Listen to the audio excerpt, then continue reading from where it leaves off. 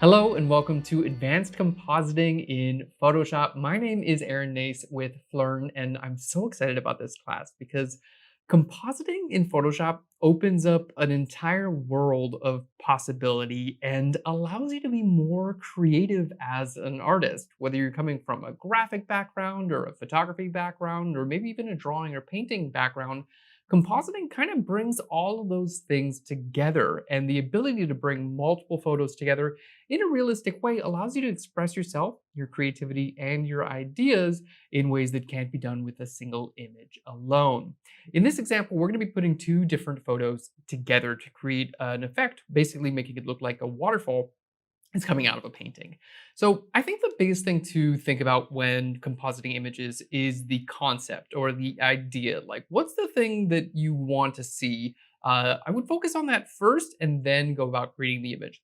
So there's a lot of different ways to get inspired to create a composite. A lot of the time I get inspired by looking at what's around me and thinking, oh, this would be cool if this detail was here. So for this exact example, for instance, I'm using stock images that I found on pexels.com, Pexels.com.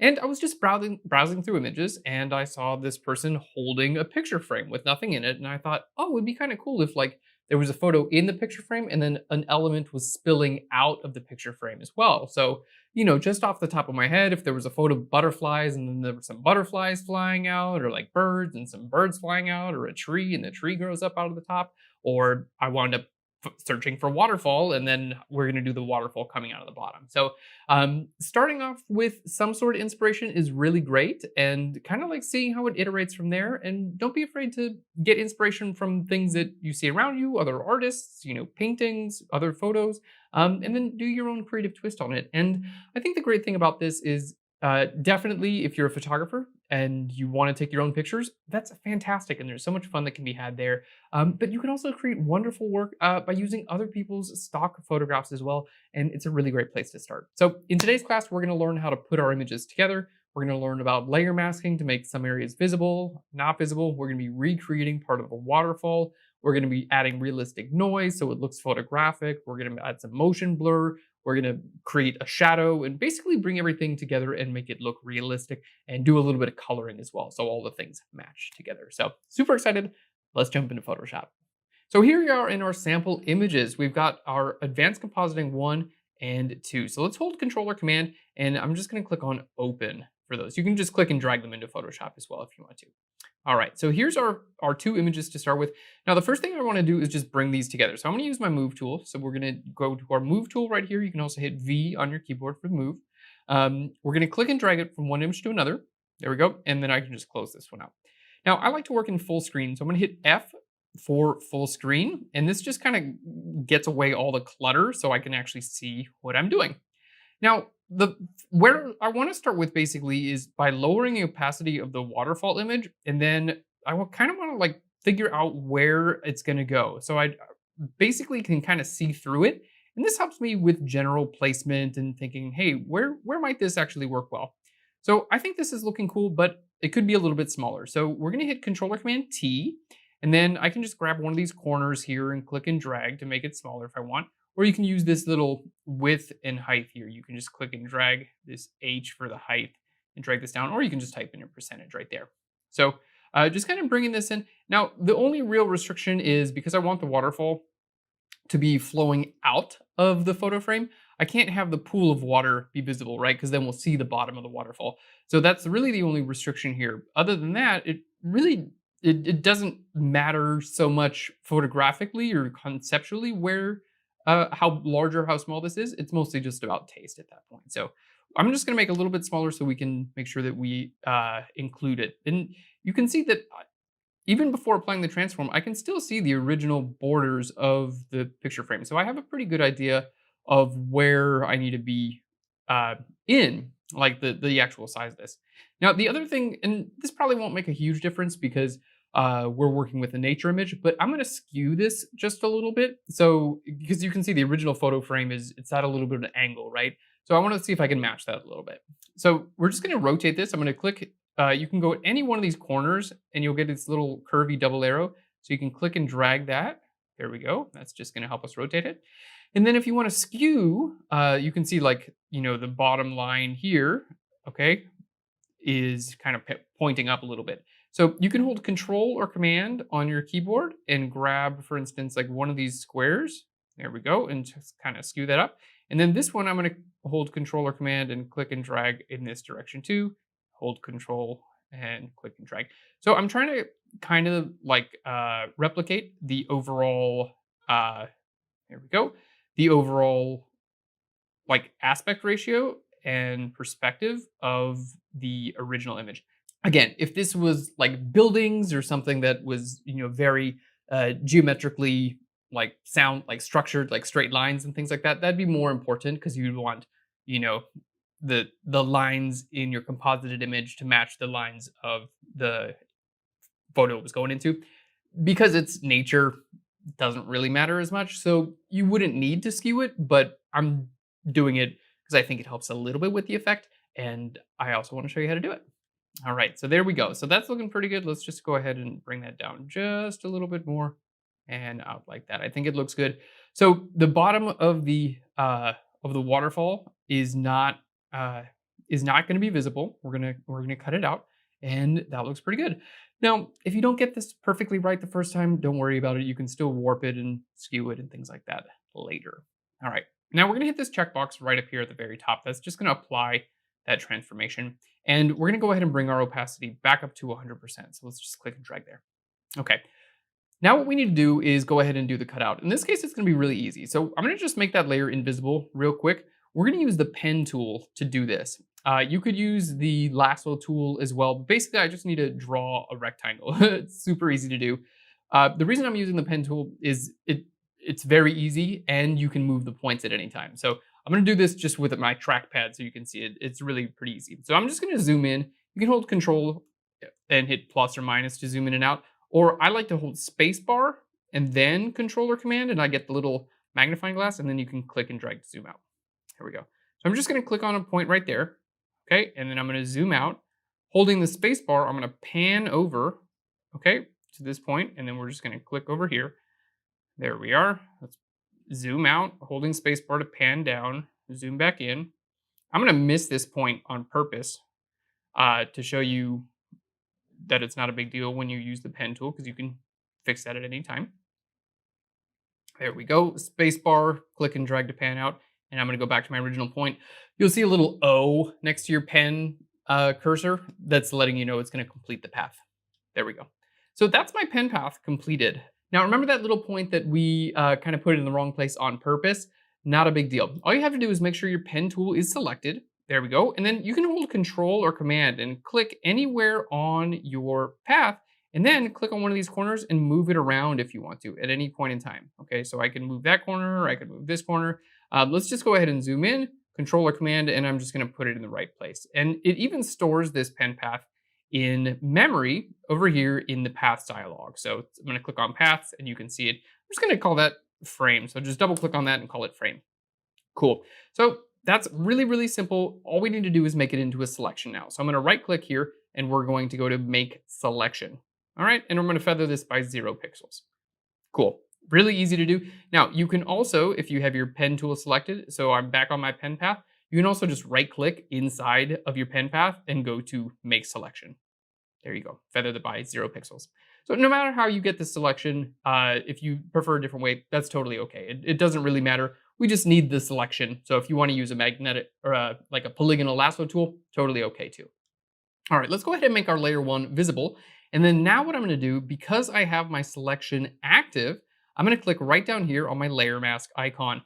That's gonna turn my existing selection into a mask, and it's gonna make what's selected visible and what's not selected invisible. So let's go ahead and click on that. Boom, and there we go. Now it kind of looks like the photo is in the frame. Pretty cool, right? Now, a couple things to keep in mind. First, when I zoom in, I just wanna make sure that the edge of my selection is not too sharp. Sometimes when you do a pen selection on your image, it's a little bit like the edge of the selection is a little bit too hard. So if that's the case, we're gonna go over here to where we have our image and then we have our mask. I'm gonna click on this little chain link to unlink the two. Now I'm gonna go in my mask and I'm gonna go to filter, blur, and then I can Gaussian blur. So I can blur the edge of the mask. Obviously that's way too much. Let's bring this down. But here we can go, you can see as I bring it down, we just wanna make sure it's realistic, right? Because sometimes your edges can look a little too sharp. So if you blur them just a tiny little bit, it's gonna look more like a photograph. See how when it's really sharp, it looks a little bit too jagged, looks like it's done in Photoshop. But if I just put a little bit of blur, like 0.5 pixels, totally good. In this case, that's all we need. So let's go ahead and hit OK there as well. So that's looking good. I'm going to go ahead and click on our layer and then check this out. Because remember right here, there's a little link between the layer and the layer mask. You can click on that link and link them up or unlink them. So if they're unlinked, I can move the layer and my mask stays in the same place. So check this out. I can just simply like figure out, okay, where exactly do I want to put this? Cool. That looks pretty good. The mask stays in the same place. All right. So a couple of things that I want to do before I get started with the actual composite work. Well, technically this is a composite, but we don't have the cool waterfall effect. I want to just add a tiny little bit of a shadow right here underneath this area where we're working. And I want to do a little bit of coloring work. Okay, so how do I add a little bit of shadow here, right like between the frame, right? Because we're not looking into another world. We want this to look like it's an actual, like a photo frame here.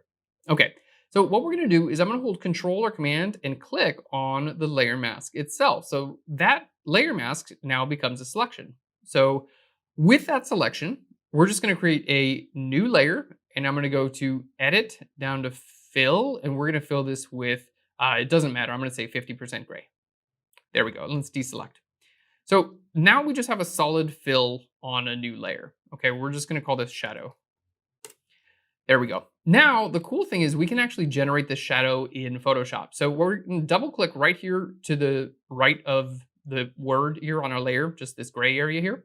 Okay, I'm gonna bring where it says fill opacity, we're gonna bring that all the way down to 0. So it's not gonna fill with anything, but my layer effects, my layer style, which is what I'm in right now, that will become visible. All right, so we're gonna add an inner shadow. I'm gonna just click on this inner shadow. All right, and let's go ahead and add this inner shadow. Now, let's just go ahead and show you what this would look like off and on. So I'll zoom out a little bit here so we can kind of see.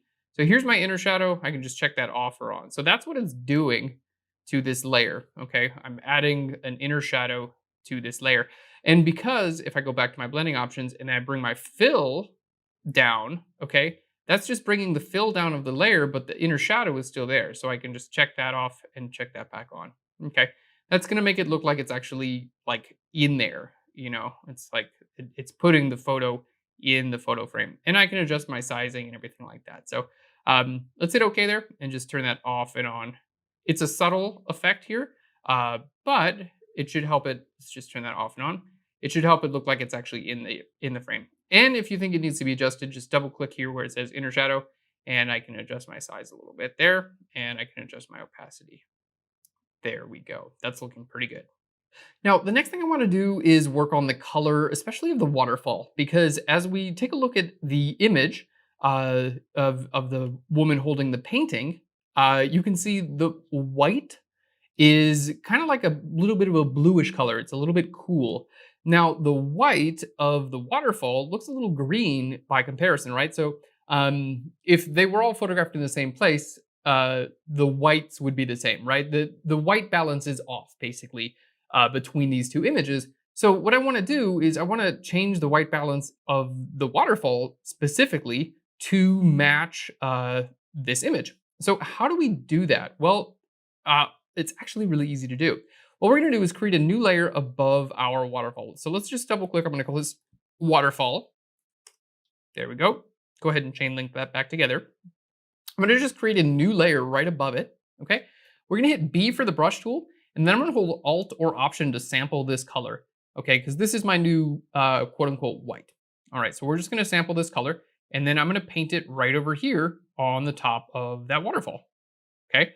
And then we're going to change our blending mode. So over here where you see normal, I'm going to just change this to color. I'm going to go down to the very bottom and change it to color.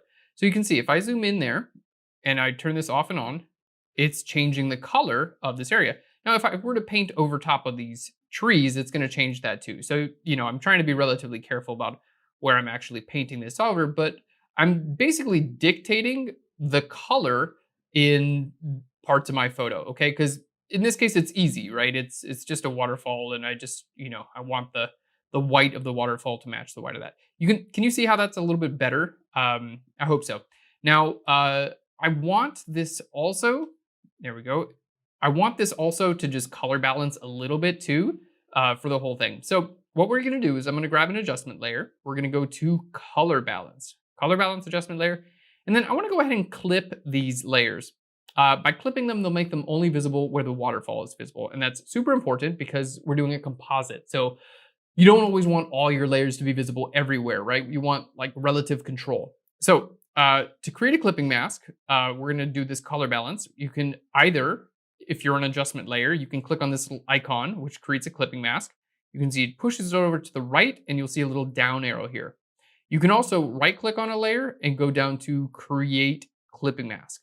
There we go. You can see it pushes it over, and that's basically just going to say it's only going to be visible where the waterfall is visible.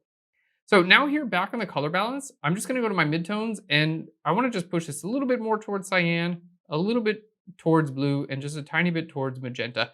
Just like a subtle adjustment, but I want the color range in general to be a little bit closer to the image that we're starting with, okay? And then I went ahead and adjusted those whites. So I'm just going to call that waterfall recolor.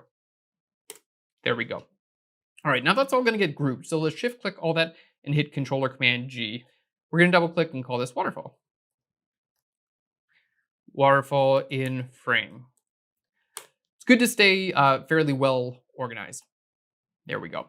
And we have our shadow there, and that shadow is going to be in this group as well. Okay, so we're off to a pretty good start. Now, the shadow here on the bottom, if you don't want that to be visible, I can use a layer mask here on my shadow. If you want to use a layer mask on a layer that has layer effects, like you can see this layer has this effects inner shadow, you want to double click on it and then go to this button that says layer mask hides effects. So let's go ahead and check that on, make sure that's checked. And then that way I can just put a layer mask on there, and then I can paint black on my layer mask, and that's just going to hide this inner shadow from the bottom because we really don't need it to be visible there. There we go. That's looking pretty good. I'm happy with that, and I think the effect is looking pretty good overall. We'll wind up painting over that gray line between the waterfall and the picture frame. I don't want that there, but it's okay for now because we're going to paint over it. Okay. Now, this looks pretty good. We're off to a great start. It's looking like, okay, cool, that's in there, somewhat believable. I want to do maybe a little bit more. I want to add a little bit of a glare on the image as a whole, right? So we're going to create a new layer. I'm going to clip this as well. So we'll right click, and I'm going to go to right click and go down to create a clipping mask. I'm going to hit G for my gradient tool, and then B for the brush tool. Let's go ahead and just sample this color and then hit G for our gradient tool again. Now, I'm going to do the foreground to transparent gradient, which is right here under our basics. There we go. And then we're going to do a linear gradient, which is right here. So with this, you can just kind of click and drag, boom, something like that. And there we go. We have, let's put that above there. So you can see when it's visible everywhere, how it doesn't work, right? We need to put this here and then right click and go to create a clipping mask. We just should create clipping mask, and then it becomes visible only where the painting is visible. Cool. And then I can just lower the opacity there. And that's just going to, again, kind of make it look like it's a piece of paper, rather than a photo that we composited in there. Okay, cool. And you can always adjust the opacity of this at any time. So now it's time to go ahead and create the waterfall effect. And you can do this in a number of ways. We're going to wind up adding a blur to it. So I recommend just choosing the way that's easiest for you. We're going to create a new layer. We're going to just hit Control Command G to group that with itself. And we're going to call this waterfall out of frame. Okay, now I'm going to include this PSD so you guys can go through it as well. So easy to do this, and really it doesn't matter how you do it. We're just going to start with the easiest way that I can think of. What we're going to do is I'm going to grab a rectangular marquee tool. There we go. And then I'm just going to create a rectangle and then hit B for the brush tool. Let's just sample this color by holding Alt or Option and clicking on it. and then I'm going to hold Shift Delete, which is the keyboard shortcut for the fill dialog, or you can go to Edit and then down to Fill. And I'm just going to fill this with my foreground color. Okay. So what I did is I made a rectangle, I sampled the waterfall color, and now we're going to fill the rectangle with that color. So hit OK, and you're good to go. All right, so with this square, believe it or not, we're gonna make it look like a waterfall. So with this rectangle, we're just gonna duplicate it and then transform it. So let's hit Controller Command J to duplicate that little rectangle. Now I'm gonna hit Controller Command T for transform, and then if I just hold Control or Command down, I can then just grab my corners here and then kind of just put it wherever I want, right? So I can just kind of make the shape of a waterfall. It doesn't have any curvature in it just yet, but for the most part, I can get a good idea. Kind of helps to zoom out to figure out like about where you want it to go. But there we go. Cool. I'm going to hit that checkbox up there. That's just going to apply that transformation. Now, let's hit Controller Command T again. I'm going to click on this warp button right up here. You can also right click and click on warp. And then we're just going to go to our warp itself. Let's see. We're just going to go to an arc. And then I just need to change the direction. Okay. And then I can just change the arc there. So this is going to give me my bend. There we go. And again, there is no right or wrong way to do this, by the way. If you are watching me do this and you're like, I would rather just use the pen tool and create my own custom shape, awesome. That's a good way to do it too. Okay, so this looks pretty good to start with, right? Like we're on a roll. We're looking good. It just needs a little bit of a blur. Okay, so we're gonna go to filter and I'm gonna go to a motion blur. So blur and then motion blur, because we actually have a motion blur going on, right? Like it's a waterfall, it's got some motion and it's blurring. So let's go ahead and add a motion blur. I'm gonna just we can do a couple different types of, or a couple different passes of motion blur. You know, I just wanna try to make it look quite a bit like the falling water there. I'm just adjusting my angle here, and then you can adjust your distance for like how much blur it's actually going to get. Okay, pretty cool. I like that. Let's hit OK.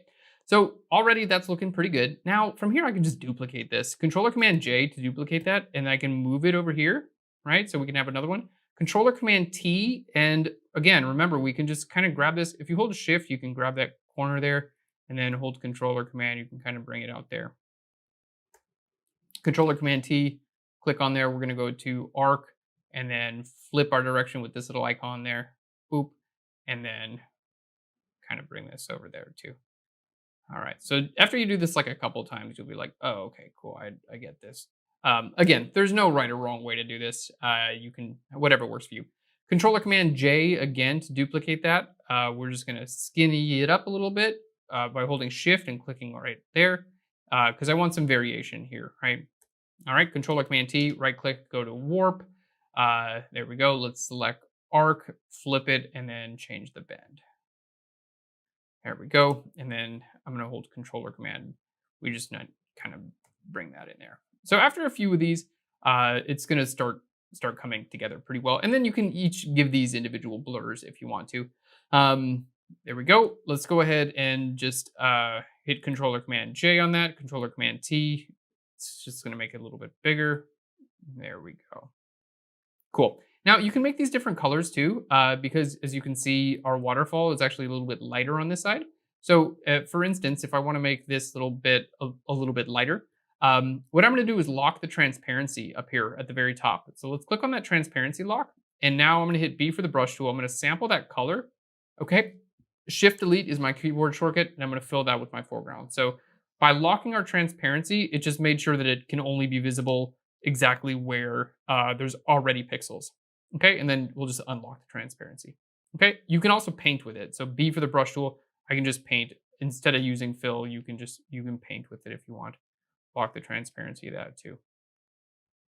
There we go. I just like to unlock the transparency after I'm done with it. Now this is advanced compositing, so I'm moving a little bit fast here, but there we go. Hopefully you're enjoying this. So I'm just duplicating this again, and we can lower the opacity.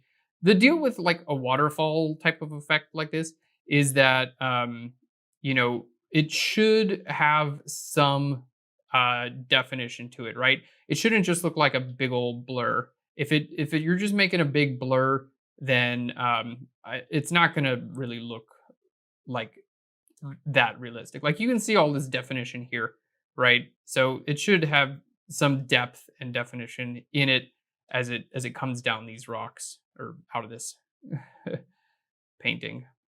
There we go. Cool.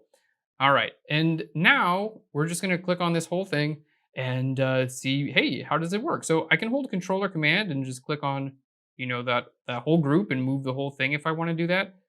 Any one of these individual parts, because I just did this in a bunch of different parts, right? Let's just make this a little bit brighter. There we go. That's looking pretty good. Um, so all of these are just in a group. So I can just take this entire group. I could merge this together. I can transform it like controller command T on the entire group. You can do quite a bit here. But overall, there we go. That's looking pretty good. Controller command T. There we go. Right click and go to warp. Well, you'd have to merge them all together to go to warp. But I think this looks pretty good. Again, I just want it to look like an extension of a waterfall. Gonna grab that little corner there, and I want the motion to look like fairly consistent, right? Because if you do the wrong angle, like if you did that, it's not gonna look good, right? So I'm gonna zoom out for this because I think it's actually easier to do this stuff when you're zoomed out. Let's stretch this up a little bit. There we go. So you can see how I kind of created these like individually from a bunch of different layers, but now I'm just warping them all together. So once I have my like waterfall shape, I can kind of just like, there we go, kind of put it all together. And like, I did this before the class, obviously, and my waterfall looked a little bit different. So that's normal. Every time you do this, your waterfall or whatever you're making is going to look a little bit different, and that's totally okay. Now, here's the thing: is when you make a thing like this in Photoshop, it's got a blurred edge, but the actual photo that it's on has some noise. Okay, so anytime you go around creating something like this in Photoshop, where you just like paint something in, like a detail, like water, you want to make sure you add noise to it, and it's easy to do. So we're going to create a new layer. I'm just going to hit M from my marquee tool and make a selection around the area where I want to add noise. Okay. Then we're going to hit Shift Delete, which is the keyboard shortcut for our fill dialog. We're going to fill this with 50% gray. Okay. Controller Command D to deselect it. I'm going to change this from normal to soft light. Okay. And at soft light, it becomes invisible. So 50% gray is invisible at soft light. Let's put it back to normal so we understand what we're doing. So I just have a normal gray layer. Now, I'm going to add a noise filter to this in just a second, but I want to be able to adjust this noise filter as we go on. So before I add the noise filter, we're going to put this as a smart object, and that makes me able to adjust the noise filter at any time. Let's right click here, and I'm going to go to convert to a smart object. There we go, convert to smart object. Okay, now we can go to filter, noise, and add noise. Okay, I'm going to just way overdo it to start with to show you can dial it back. So we've got a gray box, 50% gray, that we converted to a smart object and then made it a noise filter. Now we're just going to take that from a normal blend mode and we're going to go down here to where it says soft light. Okay. Now we got two things wrong here. One is there's too much noise. Two is it's visible everywhere, right? It's spilling over the sides. That doesn't look realistic.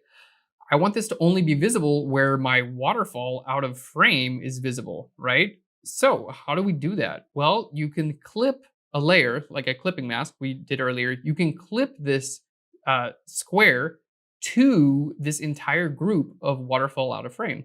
So again, to do that, just right click on your layer and go down to create a clipping mask. There we go. So now this is actually clipped to my entire group. So you can see now I've got noise on my group. So here you can see it just looks more realistic. It looks like it's a part of the image. It's got noise on it, right? Now the noise is too much. It's got too much noise, right? So there's two issues. One, it was visible everywhere. Two, too much noise. So I'm going to double click right here on my add noise, and we're just going to reduce that down until it looks good. There we go. And right about there, looking pretty good. And check this out. You can even add a Gaussian blur onto the noise. So filter, blur, Gaussian blur, and just a tiny little like point 0.4, zero point 0.3. There we go. So you can see the stacking order of my filters makes a difference here. So we add the noise first and then we blur the noise. Now, the cool thing about this is that anything I put inside of this group is going to have that noise on it already because it's the noise is going to be clipped to the entire group. So I'll just create a new layer in here. Let's go ahead and group all these layers together so I can stay organized. All right, we're going to call this waterfall. This new layer, okay, I'm going to just make sure my smart filters are visible. Okay, so we have our, we'll just call this photographic photo noise. So if I, for instance, in this group, if I just grab my brush tool and like grab this color and I start painting, look, it has this noise already applied on it. So even if I'm just painting around with the brush tool, you can see how here's the before, see how it just looks like I'm painting with a brush tool. And the after, it kind of looks like it's part of the photo, right? Like especially look, when I get over here and like, I can just hold Alt or Option and start sampling these colors. And look, this, I can just lower the opacity of this too. If it is a little bit too much, like too much noise. There we go. Now it's starting to really look good. Whoops, I meant to lower the opacity of my noise. There we go. So now it's starting to really look good. See, I can just use my brush tool and like sample these colors. This is just the brush tool. But because I'm just sampling and painting, I could like, extend the dress up here. Again, with this noise off, it just looks horrible. It just looks like the brush tool. But you put the noise on there, suddenly it looks like part of the photo. Pretty cool, right? So that's going to help the waterfall look like it's part of the photo. And guess what else? It's going to help the shadow that we're going to paint look like it's part of the photo too. So let's go ahead and create a new layer. I'm going to group it with itself, Control Command G. We're going to call this shadow. And then let's put that under the waterfall. So with just a layer in my shadow group, now I'm going to grab my brush tool. I'm going to grab the actual shadow that's in my image. See how I'm not like going to my color picker and being like, a shadow should be black. Shadows usually are not black. In fact, they're never black. So instead of trying to guess what color you should make your shadow, just don't make it black, first of all, because it won't look realistic. But always just grab it from your image, right? So like I need a shadow on this image or on this surface. I'm going to grab the shadow color from this surface. But you can see it's like a bluish gray, right? So if I paint it on there, it looks like, oh yeah, that looks like the shadow color. And the reason it does is because I grabbed it from this image. But as you can tell, like look at the shadow on her hand. Like that's kind of brownish. The shadow in the dress is kind of reddish, right? Like the shadow, even like super, super dark, like that's not black right there. That's like a really dark brown. If you click on it, you can see it's actually quite saturated. So when you're creating shadows, just just don't choose black. It'll make it look more realistic. And usually I just sample directly from my image. So let's go ahead and just clear that layer. We'll just recreate that shadow. And there we go. Yeah. And I'm just painting this. So this is literally the brush tool. The only reason it looks like at all like photographic or realistic is because of the noise that we've added to it. Okay. Now the photo noise, I think it's a little bit too strong, and I think we could put a tiny bit more Gaussian blur. But because it's a smart object, I can adjust this at any time. So really, really cool. Okay, so that's like the first level of the shadow. Now the shadow here, I'm going to change this from normal. This is going to be a darken because I don't, it's a shadow. I don't want it to make anything lighter. And I'm going to create another layer and then just do a really large brush with like a low flow, like 10% flow, and then paint like super soft over here. Okay. Notice I'm not like necessarily trying to stay inside the lines at all, because I can always use a layer mask to like define where this is and is not visible, right? There we go. Let's change that from normal to darken as well. And there we go. So we've got two shadow layers. Now, the cool thing is I can just go in here and adjust the opacity of each of these shadow layers to make it more or less realistic. And you can do this at any time, right? I can make it invisible. I can, I can even use my move tool and move it around if I want to. And then I recommend just doing this when you're zoomed out, because it'll help you to see your image as a whole a little bit better. And it's easier to make better decisions when you're zoomed out, especially with like shadow and light and stuff like that. Like, look at this. I can just move this shadow around there. There we go. Pretty cool. All right, so that's looking pretty decent. Now, I want to do the same thing with the dress over here, but we're going to do a slightly different technique. We're going to create a new group. I'm going to just double click that, and we're just going to call this dress shadow. Now, with this dress shadow, I'm going to hit S for the clone stamp tool. Let's just turn off our photo noise real quick. I'm just going to clone stamp the dress over here that's like already kind of dark. Okay, so I'm on a new layer. So clone stamp that on a new layer. And then we're going to change this from normal. It can either be darken or multiply. So let's go to multiply. And then let's check this out. So now that this is set to multiply, and we can even, well, let's see what we want to do with it. I'm gonna hit Controller Command T first of all because it's not in the right shape at all, right? So I need to put it in the right shape. I need to go ahead and make this part invisible. I was over painting just to show you you don't have to be super good at this. There we go. Let's go ahead and lower the opacity, and then I want the shape here to match the shape of the dress here. Okay, so let's go ahead and make this a little bit bigger. There we are. And we're going to hit Controller Command T. Click on your warp icon. We're going to go to arc and then flip the direction of it and then change it back the other way. Great. So notice I just grabbed a shadow like from the actual dress itself to do this. And the reason I did that is because I already have a shadow of the dress, and you can definitely just paint on that if you wanted to. But you can also just duplicate the shadow area. I'm going to hit Controller Command J. Let's just stretch this a little bit bigger, and then now we're just going to lower the opacity of that just a little bit more. Let that kind of fade off. And then the dress shadow here, I'm going to put a mask on the entire group and then just paint it away so it's not visible where the hand is. There we go. Let's go ahead and turn on our noise, photographic noise. So then everything's going to look like it belongs together. Everyone's in the same family. Now, also, by the way, we're doing this relatively quickly. When you're going to be doing this on your own, you can spend as much time as you want on it. There we go. Let's go ahead and just take a look at the dress shadow here. You can see that's just photo. I just duplicated that photo from one area to another, and you know it's it's a photo of that exact dress shadow area. Okay, let's go ahead and move that over, make it a little bit bigger, and then put this over here.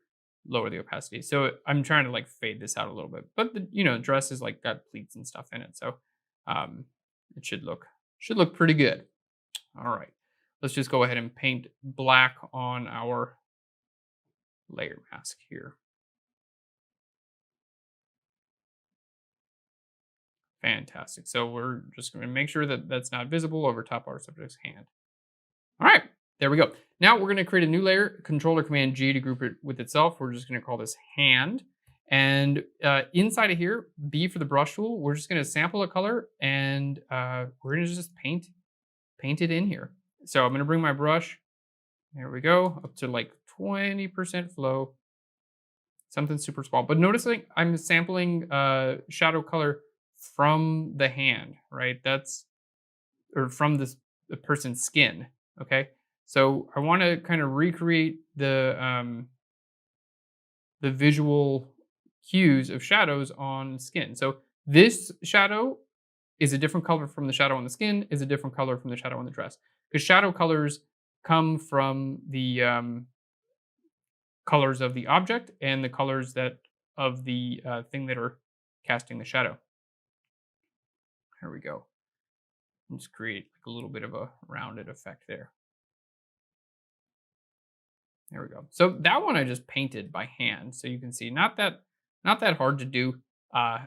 Just make that a little bit less visible. So big, thumbs up for the brush tool because it just makes all this stuff so much easier. And then just layer mask that out. So you can see that's just brush tool right there, and it has a noise pattern in there. Let's just make this visible and invisible. See, it doesn't look good without that noise pattern. But you put that on there and it looks like it's part of the photograph. So pretty cool how that winds up working out. So there we have it. Let's just check our time here. We're about 40 minutes in. And at this point, what I would encourage everyone to do, well, save, obviously. There we go. But also now I would encourage you to zoom way out of your image and take a look at the effect to see if it works for you. I would also encourage you at this point to just send it to your phone.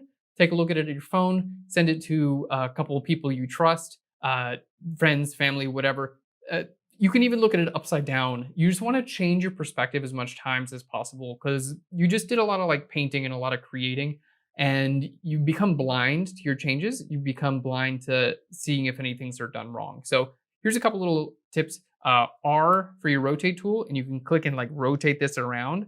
So when this image is rotated, I have a totally new perspective, like mental perspective of this image, and I see it in a different way.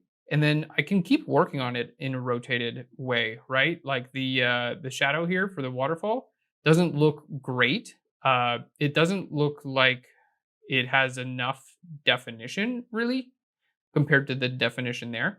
So we're going to create a new layer. All right. Let's hit B for the brush tool. We're just going to sample this color here and then just paint in some definition there. Da, da, da, da, da, da, da. There we go. Change this from normal to darken. And then we'll just give this a Gaussian blur. Not a huge Gaussian blur, but just a little bit.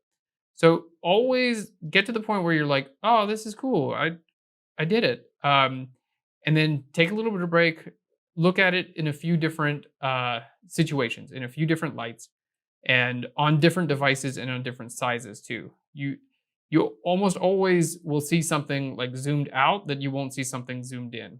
So I really recommend, that's a very good step, especially when compositing. Look at it upside down, look at it on your phone, send it to your friends. I can't tell you how many times I've made a composite and thought it was great, and then I sent it to my phone to like post on Instagram or something like that. And then when it's on my phone, I'm like, oh, I totally missed this, or like that doesn't look good at all. Why did I think that? It's just a factor of you get used to things, like your mind gets used to things. So especially if you're like making or painting shadows and things like that. Um, there we go. Let's just do another dress shadow here. I'm just going to grab this color, change this from normal down to soft light, and kind of paint that in there. There we go. Just give a little bit more of that nice pink color in that shadow over there. I think that kind of looks good there. There we go. Kind of rotate this around there and see how it looks. So notice I'm just kind of flipping this around a bunch of different ways, seeing how it looks good. And again, I would recommend at this point, go ahead and save it out and then even come back and look at it a few days or a few hours from now. But at this point, I'm pretty happy with that. We went, pretty quick, pretty smooth. But overall, I think we did a nice job, and there we go. So even zooming in, it looks a little photographic. Now, one little last detail, if we wanted to do, I'm going to create a new layer. We're going to call this dots. So this little dot layer, what we're going to do is just grab our brush tool, and I'm just going to paint white. So let's just make a really small layer, and then I'm just going to paint like some dots. So I'm just going to click here with my little keyboard, or sorry, my trackpad. There we go. Some dots. Maybe making my brush a little bit bigger. Some dots there.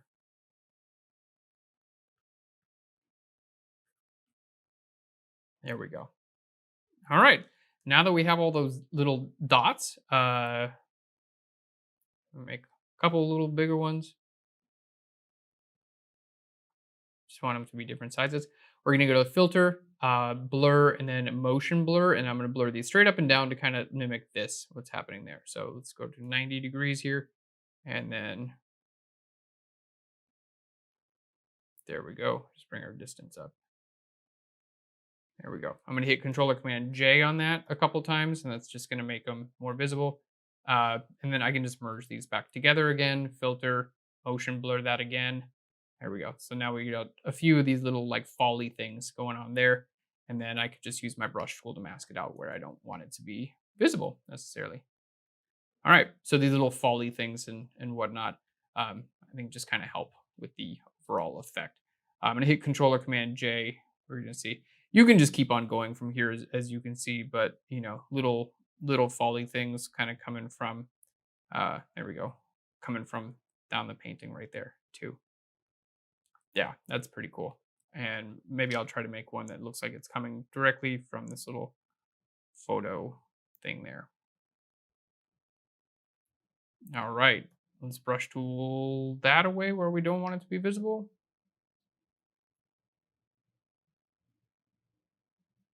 Pretty cool. Pretty cool. All righty. There we go. So little things like this, let's go ahead and just group all those together, and I'm going to lower the opacity of that. All right. As we talked about, concept is super important. Get a couple images you think might look great. Practice with stock photos. You can even make something like this with using just stock photos, and then like get a picture frame and photograph yourself holding it, and then just do the same thing. So you can do a proof in Photoshop first, and then do the photo shoot afterwards if you want. And then, or if it's client shoot, you can say, oh, yep, I know exactly what to do on the day of the photo shoot. I've already prepped it all together. I know what I need to capture, so I can bring everything together later in Photoshop. Thank you so much for watching. I hope you enjoyed advanced compositing. I love doing this kind of stuff. Just kind of expands your mind, and just about anything is possible in Photoshop with a little bit of creativity. Thanks again. I'll see you soon. Bye, everyone.